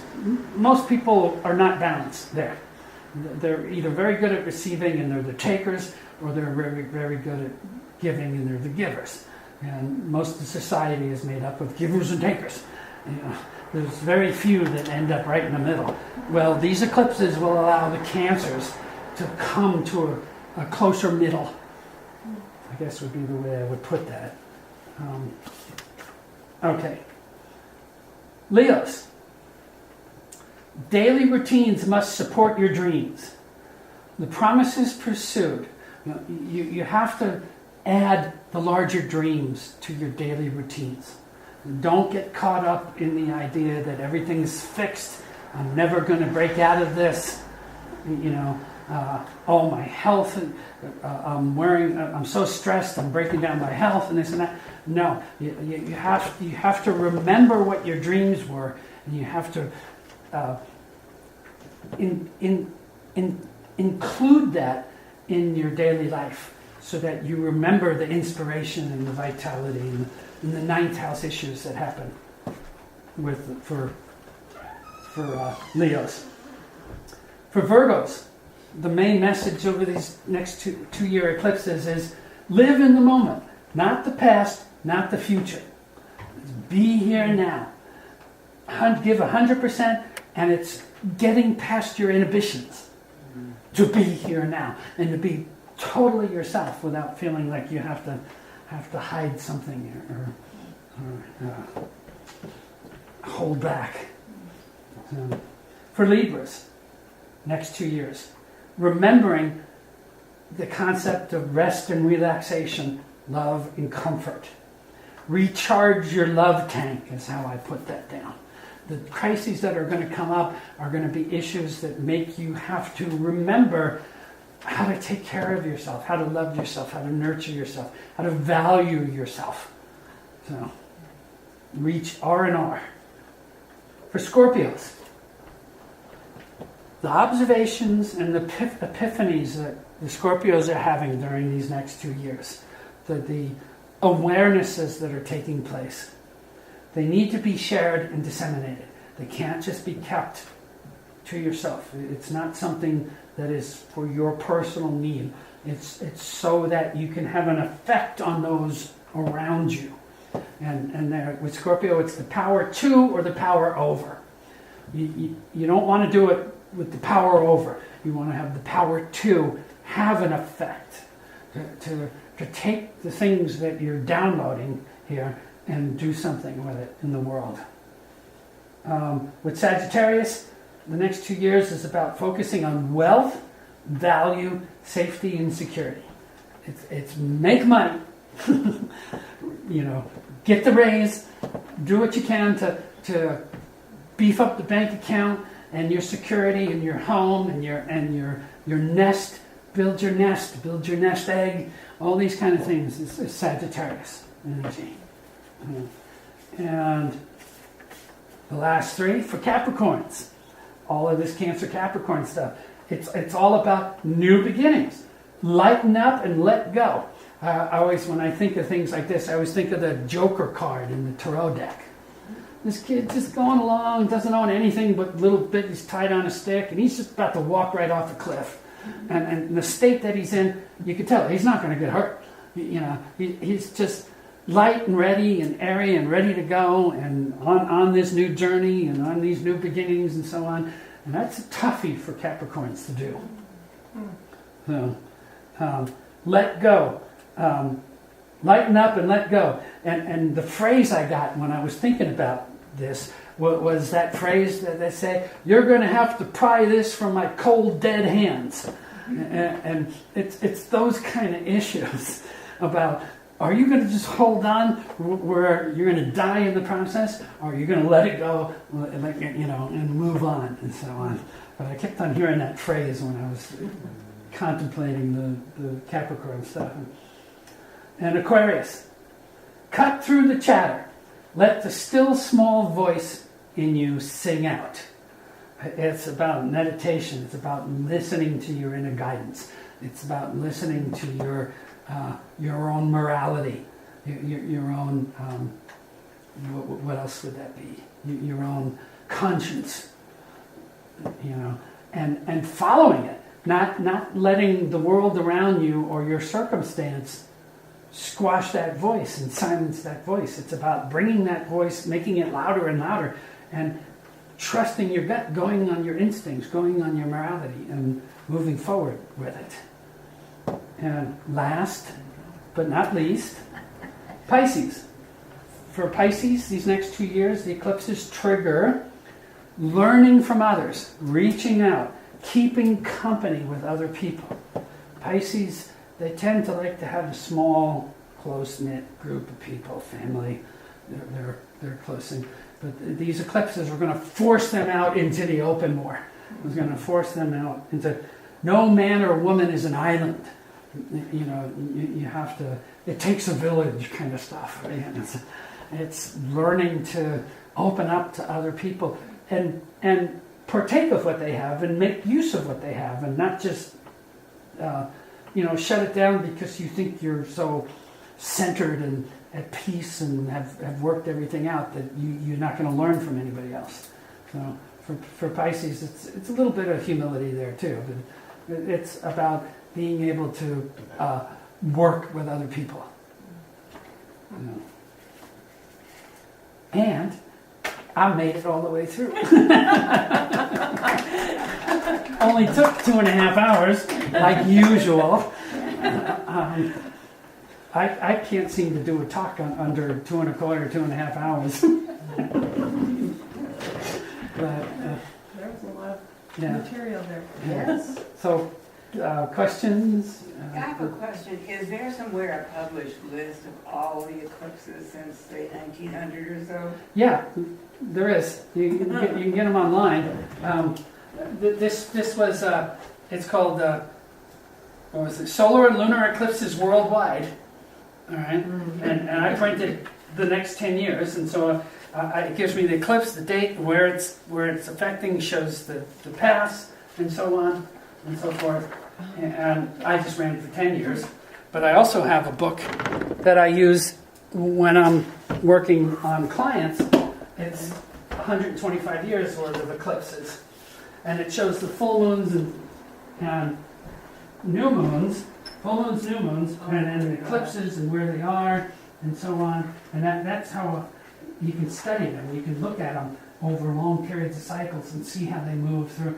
And this is something I could program my computers to print out. Wow. So how far back does it go? You can go back as far as you want. So if I wanted to find the eclipse that was nearest my birth date, Oh, I probably have it now. I probably have it in here. What's your birthday? 12/26/1935. Oh, no, I started in 1950. Sorry.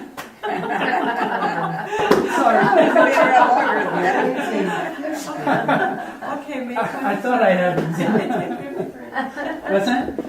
Would you mind looking at mine? Okay, It's May 27, 1953. I can look in the ephemeris for yours. Okay.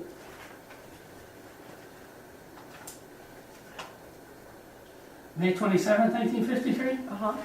The prenatal eclipse was on February 13th at 25 degrees Aquarius, and the eclipse after your birth is July 10th, and they're both solars, and the one July 10th is at 18 Cancer. Okay, let me do Marilyn's. 1938 was it? 35. 35. And where? Month and day? Month? San Diego, California. Month. No. December 26th. 1935, right? Okay. So you had a solar eclipse on December 25th Oh my gosh. at 3 degrees of Capricorn. Okay, December 25th. So there's about a day, roughly a day or two beforehand. I'd have to do some math to get it exact. So you're like me. It's about a day after. So that's, Think on that one for a while. I'm gonna go back, my notes, what that means, right after an eclipse. It's the blinders. Well, not so much blinders, but it's a specific focus. And you feel, the family feels right. Although for me, it was like the family was just absolutely awful. I had to get out when I was 17, and it felt right. It was what I knew I needed to learn this life. It was independence and this and that. And so it wasn't like I felt like I should have been adopted or was found in a basket somewhere. It was, these are my parents. I know it. But the lesson was. I'm out of here. Right. Wow. 52, January 20th. Oh, Brandon. Hey, Brandon, thank you. Unfortunately, it took me too long to get my glasses on. January 20th, 1952. The prenatal eclipse was September 15th, 1951, at 22 degrees Pisces. And the one after birth, the next solar eclipse after was February 25th, 1952, at 6 degrees of Pisces. So you can do a little math when you're home. And what did you say about the one after? The one after has to do with the idea of you want to be the distance you are from the one after.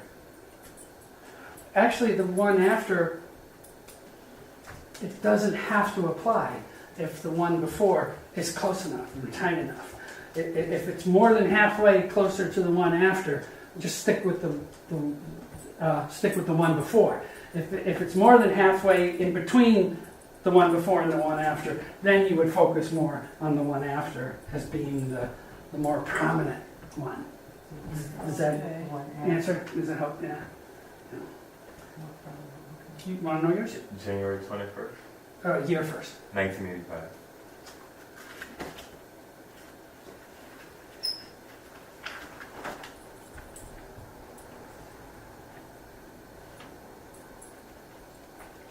Okay, so the prenatal solar eclipse was December 22nd, 1984, at 1 degree of Leo, 1 degree of Sag. And the one after was May 19th, 1985, at 29 degrees Taurus. So you're roughly halfway in between, I think. So, but what you want to do is the pre-ones. That's the one you want to take that degree and you want to plot that in your chart. So like for you, you would take the one that was pre, which is the 1 degree of Sag, Okay. and plot that in your chart as if it was like a planet or a sensitive point. And anytime anything comes along and hits 1 degree of Sag, start paying attention to that. And after a few hits of planets, watch what's happening. And you'll probably see that I don't want to condition you and tell you exactly again what it is. It's just review them, watch them. The moon once a month, the sun once a year, Mercury once a year, Venus once a year, Mars every 2 years, and these kind of things. Just watch when they trigger, they change from Scorpio into Sag. Boom. And especially the emotions and the feelings and the memories. What happens there? No. Anybody else? I'm the last one. I think July 18th, 1970.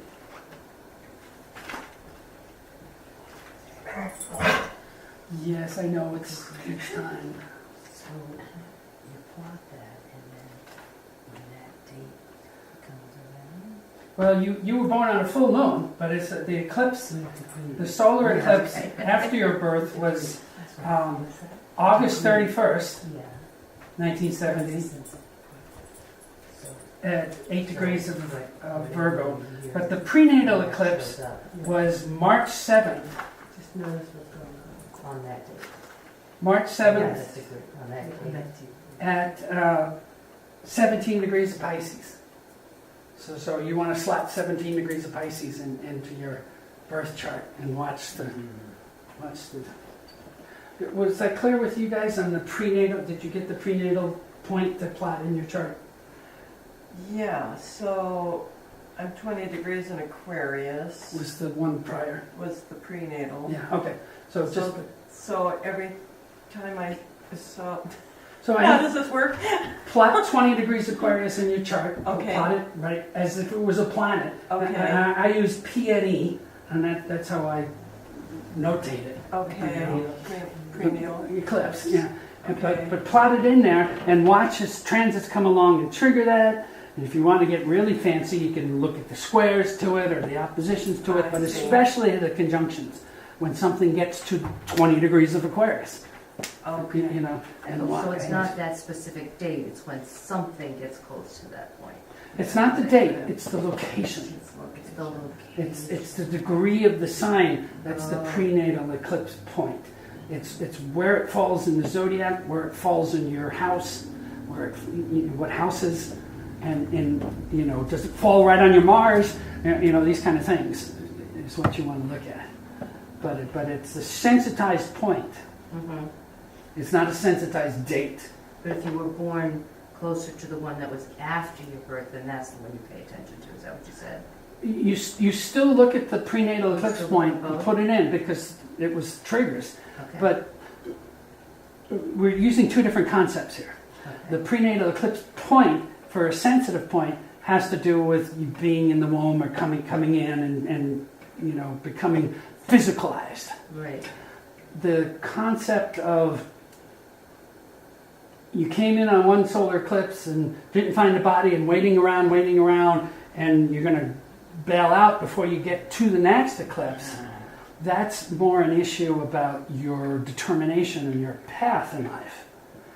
They're two different things that I'm talking about. I'm not really combining them, but if you know both, you know the sensitive point, the prenatal eclipse, and then you can, by telling where you are in between the before and after, you can tell more of one's determination or one's focus in life.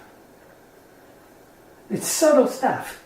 A lot of times that's why I don't even teach it in classes and things like that. It's just, there are times, and it's usually not even stuff I deal with when I'm doing a reading the first time around. I tend to only use this kind of stuff if somebody's coming back and they're doing therapy, or they want to come back and delve deeper into their chart and this and that, and they've worked through the initial stuff that I've talked with them about by transits and planetary triggers. Then I'll get into the eclipses, because the eclipses are way more esoteric, way more past, future life stuff, So. Okay, I'm losing my voice. Not bad. That's fair. Thank you. Okay. Thank you so much. Yeah, you're welcome.